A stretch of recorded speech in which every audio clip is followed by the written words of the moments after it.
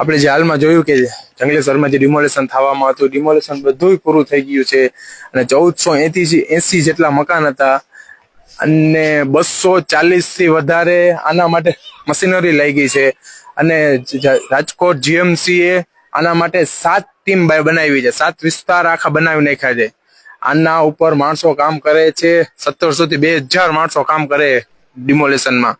7 team પાડી છે અને 7 ટીમમાં તમે જોઈ શકો છો કે ક્યાં લગી ડિમોલેશન થઈ ગયું. જે વિસ્તાર હતો નદીનો કે જે ચોમાસા ટાણે જંગલેશ્વર વિસ્તારમાં 6 ઇંચ જેટલો પાણી ભરાતો હતો, 6 ફૂટ જેટલો પાણી ભરાતો હતો, એ આખો અહીંયા આવી ગયો છે. હવે તમે જોઈ શકો છો પાણીની સમસ્યા હંમેશા દૂર થઈ જશે.